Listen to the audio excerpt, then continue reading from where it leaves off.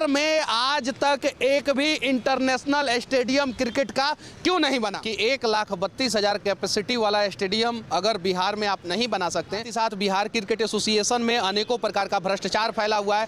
वहां पे क्रिकेटरों का सिलेक्शन जो है पैसा लेके किया जाता है। महाराष्ट्र में भी 3-3 रणजी टीम है, गुजरात में भी 3-3 रणजी टीम है और तीनों सही ढंग से चल रहा है। और बिहार के नेता आप लोग क्या चर्चा करते हैं कि जातीय जनगणना कराया जाए, कौन से जाति के लोग कहाँ हैं, कौन से जाति के लोग कितना है। चुनाव के समय में जाति के नाम पे वोट करेंगे और चुनाव के बाद जो है उसी ट्रेन में धक्के खाते हुए गंदा पानी पीते हुए बिहार जो है जिसकी जनसंख्या 12 करोड़ है वो गोवा से जो है वो बुरी तरीके से रणजी मैच नहीं हारता। गोवा की जनसंख्या सिर्फ और सिर्फ 18 लाख है।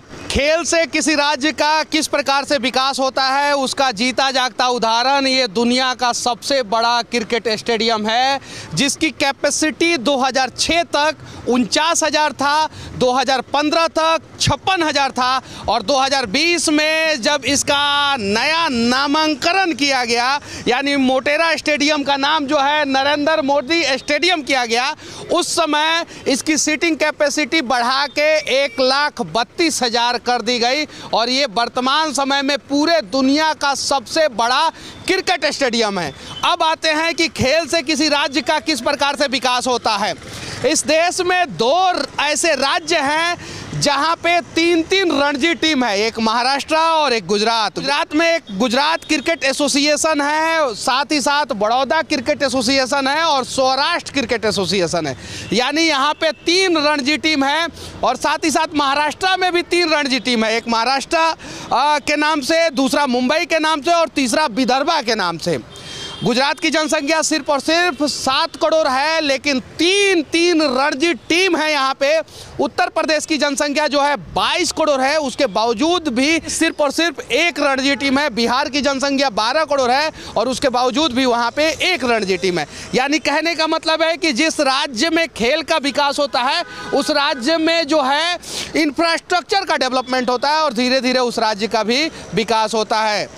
इस देश के उस समय के तत्कालीन राष्ट्रपति रामनाथ कोविंद ने 2020 में इस क्रिकेट स्टेडियम का उद्घाटन किया था और ये फिर से कह देना चाहता हूँ दुनिया का सबसे बड़ा क्रिकेट स्टेडियम है। पहले मेलबर्न क्रिकेट स्टेडियम था जिसकी सीटिंग कैपेसिटी लगभग 1,10,000 थी और अभी इसका सीटिंग कैपेसिटी 1,32,000 है। अब आते हैं एक्चुअल मुद्दे पे। अगर दुनिया का सबसे बड़ा क्रिकेट स्टेडियम जो है गुजरात में बन सकता है, गुजरात में 3-3, 4-4 इंटरनेशनल स्टेडियम जैसे बड़ौदा में है, यहाँ पे है, राजकोट में है, बन सकता है, तो बिहार में आज तक एक भी इंटरनेशनल स्टेडियम क्रिकेट का क्यों नहीं बना। हालांकि हम लोग 2005 से सुनते आ रहे हैं कि राजगीर में एक इंटरनेशनल स्टेडियम बन रहा है, लेकिन राजगीर की कनेक्टिविटी जो है वो पटना से कैसी है वो सबको पता है।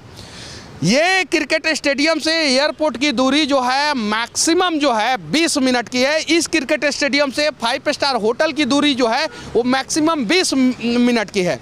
तो इस प्रकार का क्रिकेट स्टेडियम बिहार की राजधानी पटना में भी एक बनना चाहिए। और आप ध्यान से देख सकते हैं यहाँ पे किस प्रकार का जो है रोड कनेक्टिविटी है, मेट्रो कनेक्टिविटी है और उसके बाद से जो है इस प्रकार का जो है स्टेडियम बनाया गया है। यहाँ पे इस स्टेडियम का 3 बार जो है रिकंस्ट्रक्शन हुआ।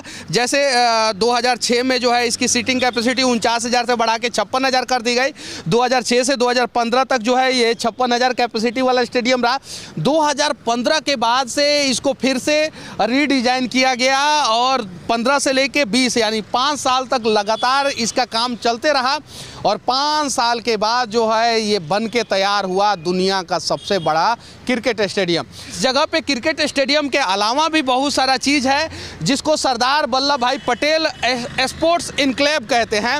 उसमें जो है दूसरे प्रकार के इंडोर आउटडोर स्पोर्ट्स का भी मैदान है और यहाँ पे जो है प्रॉपर पार्किंग का व्यवस्था है, प्रॉपर रोड कनेक्टिविटी का व्यवस्था है, प्रॉपर यहाँ से खिलाड़ी जब निकलेंगे तो होटल चले जाएंगे, प्रॉपर यहाँ से जब खिलाड़ी निकलेंगे तो एयरपोर्ट चले जाएंगे। तो इस प्रकार से व्यवस्था की गई है और बिहार में अगर बनाया भी जाता है ना तो पटना से जो है 100 किलोमीटर दूर राजगीर में बनाया जाता है जहाँ पे ना रेल कनेक्टिविटी सही हो सकती है, ना एयरपोर्ट कनेक्टिविटी सही हो सकती है, ना मेट्रो कनेक्टिविटी सही हो सकती है, ना रोड कनेक्टिविटी सही हो सकती है, और ना ही इंटरनेशनल लेवल का जो मानक होता है उसे वो जगह फुलफिल कर सकता है। वही क्रिकेट स्टेडियम अगर पटना में बनाया गया होता और अभी तक बन गया होता तो शायद बिहार जो है, जिसकी जनसंख्या 12 करोड़ है, वो गोवा से जो है वो बुरी तरीके से रणजी मैच नहीं हारता। जो गोवा की जनसंख्या सिर्फ और सिर्फ 18 लाख है। तो बिहार क्रिकेट एसोसिएशन में जो एसोसिएशन के अध्यक्ष हैं, जो एसोसिएशन के और दूसरे अधिकारी पदाधिकारी हैं, उन लोगों को कम से कम इस क्रिकेट स्टेडियम से सीखना चाहिए। गुजरात और महाराष्ट्र से सीखना चाहिए। महाराष्ट्र में भी 3-3 रणजी टीम है, गुजरात में भी 3-3 रणजी टीम है, और तीनों सही ढंग से चल रहा है। साउथ के रणजी टीमों से सीखना चाहिए, और बिहार में भी क्रिकेट का विकास करते हुए कम से कम 2 रणजी स्टेडियम और 1 इंटरनेशनल स्टेडियम बनाया जाना चाहिए। तब जाके जो है इंटरनेशनल लेवल के जब खिलाड़ी हमारे स्टेट में आएंगे तो हमारे स्टेट का और इंफ्रास्ट्रक्चर मजबूत होगा। इंटरनेशनल जब मैचेज होगा वहाँ पे तो बहुत सारे दर्शक जो है आएंगे, होटल इंडस्ट्री का ग्रो होगा, पर्यटन इंडस्ट्री का ग्रो होगा, और तब जाके बिहार का ग्रो होगा। दुनिया के इस सबसे बड़े क्रिकेट स्टेडियम से बिहार के नेताओं को भी मैं कुछ कहना चाहता हूँ। 2 दिन पहले यहाँ पे ऋतुराज गायकवाड़ नाम के एक खिलाड़ी ने दुनिया का सबसे बड़ा रिकॉर्ड 1 ओवर में 43 रन, लगातार 7 बॉल पे 7 छक्का, उस ओवर में 1 बॉल 9 बॉल था, उन्होंने बनाया। और ये अब तक का सबसे बड़ा रिकॉर्ड है कि एक फर्स्ट क्लास मैच में किसी क्रिकेटर के द्वारा लगातार 1 ओवर में 7 बॉल पे 7 छक्का मारा गया, जिसमें से 1 बॉल 9 बॉल था। जरा सोचिए, ये दुनिया के सबसे बड़े स्टेडियम में एक खिलाड़ी जो है दुनिया का सबसे बड़ा रिकॉर्ड 1 ओवर में रन मारने का बना देता है। और बिहार के नेता आप लोग क्या चर्चा करते हैं कि जातीय जनगणना कराया जाए, कौन से जाति के लोग कहाँ हैं, कौन से जाति के लोग कितना हैं, और जातीय जनगणना के अनुसार, जातीय समीकरण के अनुसार जो है आप लोग नेताओं को टिकट देते हैं। अगर विकास की बात करते हैं, खेलों का विकास करते हैं, पर्यटन का विकास करते हैं, इंडस्ट्री का विकास करते हैं, तो शायद हमारे भी खिलाड़ी इंटरनेशनल स्टेडियम में जो है अपने टैलेंट का लोहा मनवाते। हमारे भी राज्य के लोगों को हमारे ही राज्य में रोजगार मिलता, हमारे ही राज्य के लोगों को हमारे ही राज्य में पढ़ने का मौका मिलता, और हमारे ही राज्य के लोगों को हमारे ही राज्य के अस्पतालों में इलाज होता।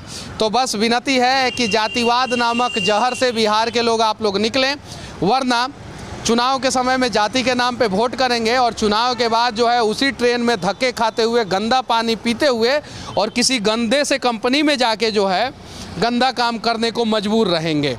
मैं इस देश के सबसे ताकतवर क्रिकेट एसोसिएशन से जुड़े अधिकारी अमित शाह के बेटे जय शाह से विनती करना चाहता हूं कि 1,32,000 कैपेसिटी वाला स्टेडियम अगर बिहार में आप नहीं बना सकते तो कम से कम इससे आधे की कैपेसिटी वाला स्टेडियम, लगभग 70,000 के कैपेसिटी वाला स्टेडियम तो बिहार में बन ही सकता है। तो विनती है आप लोगों से कि बिहार क्रिकेट एसोसिएशन का भला करते हुए वहाँ पे भी जो है एक इंटरनेशनल स्टेडियम और एक कम से कम रणजी स्टेडियम बनाया जाए। साथ ही साथ बिहार क्रिकेट एसोसिएशन में अनेकों प्रकार का भ्रष्टाचार फैला हुआ है।